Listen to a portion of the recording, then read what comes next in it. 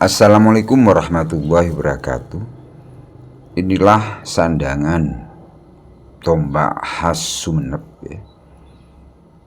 Garap lawas ya, memang bawaan dari tombak pusaka berwarna kasken ini.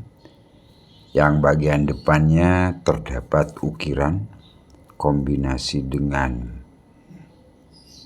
bentuk keruingan 5 pada warangkanya ya, back handle dan tempat pusakanya.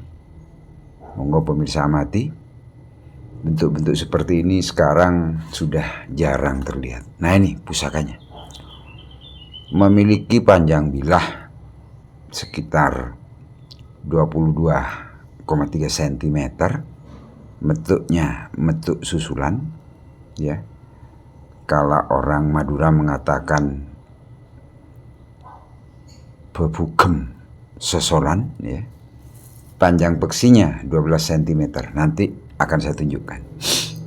Ini di awal video saya gunakan tanpa pembesaran ya. Jadi video yang saya shootkan ini sesuai dengan bentuk dari pusakanya ya. Kalau orang Sumeneb mengatakan tombak seperti ini adalah tombak Tresna Getih dengan bilah melok pau ya. Kemudian pada ricikan pada bagian bawah terdapat tingil tuh kanan kiri di pangkal bilah. Bagian pondasi dari tombak bagian tengah sorosonan terdapat ricikan bungkul ya dari pusaka. Kemudian semakin ke atas semakin mengecil bungkulnya, jadi orang Madura mengatakan bilahnya melok pau. Ciri khas yang kedua adalah tentunya komposisi dari material pamor. Orang Jawa mengatakan keris-keris dan tombak Madura sepuh itu royal pamor. Dan kalau pemirsa lihat pamor pada pusaka ini setelah usianya ratusan tahun, pada permukaan ya bilah itu lebih menonjol dari besi ajinya. Kita lihat nih pada sesi yang kedua pada saat video saya perbesar, kelihatan jelas bahwa nyekraknya permukaan bilah itu dikarenakan pamor ya. Jadi permukaan pamor lebih mumbul dari permukaan besi aji. Ini artinya karena apa? Karena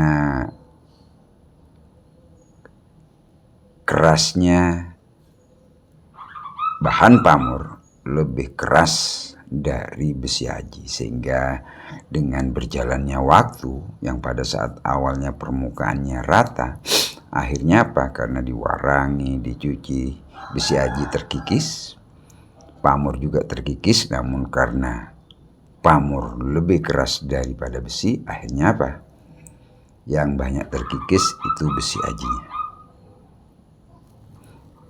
Di Madura, khususnya Sumeneb, pamor-pamor pancawarna seperti ini dibuat khusus untuk para pejabat tinggi kerajaan, paling tidak adipati, pangeran ya.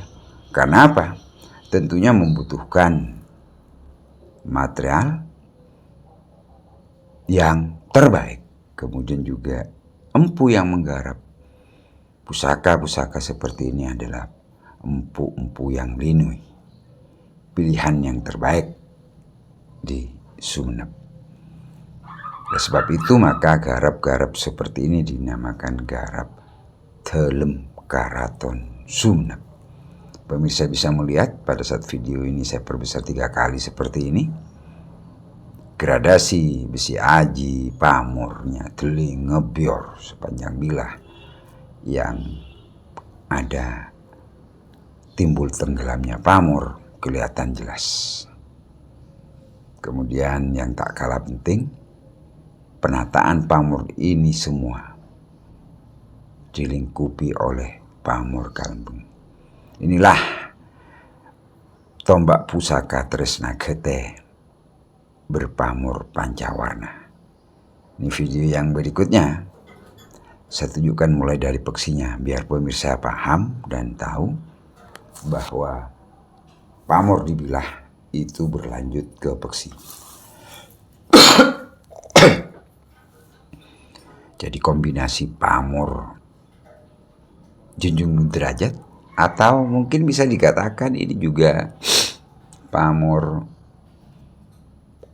yang di bawah itu ya, karena berbentuk persegi.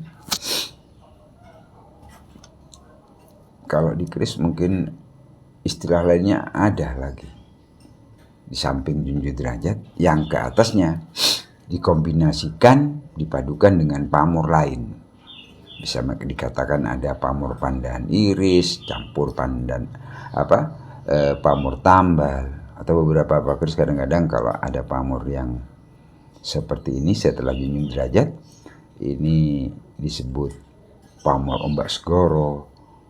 Dan kalau pemirsa lihat juga terdapat beberapa pamor tiban. Jadi pada tombak pusaka ini kita bisa melihat perpaduan antara tempa lipat melumah dan tempa lipat miring dalam satu bilah pusaka.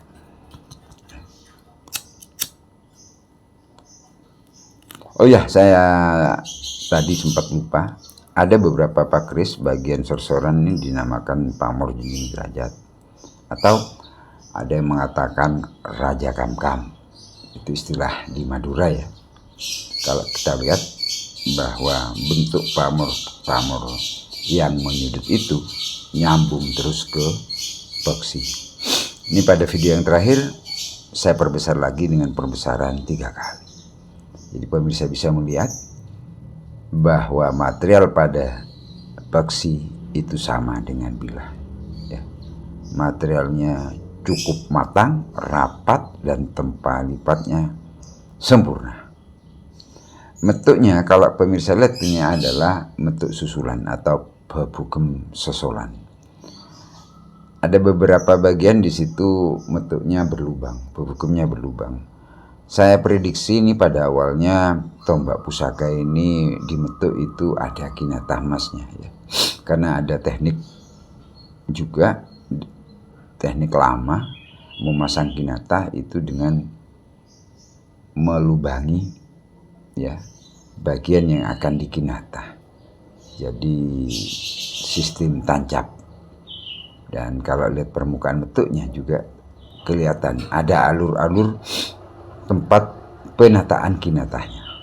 Karena kalau di Madura zaman dahulu orang yang memegang pusaka itu diberi tambahan metuk ya, istilahnya metuk sosolan, jika pemegang pusaka ini berjasa terhadap kerajaan sehingga pangkatnya naik tinggi. Nah ini salah satu contohnya kalau pemirsa lihat metuknya. Nah itu ada ya lubang, kemudian ada alur bekas kinatah seperti bentuk X ya, kala cakra semestinya itu di bagian tengah mumbul ya, keloran dari metuknya itu kinatahnya. Mungkin itu saja dulu ya, uraian singkat dan review mengenai tombak pusaka Garat dalam Keraton Sumenep berdapur Tresna Gete dengan pamor pancawarna. Assalamualaikum warahmatullahi wabarakatuh.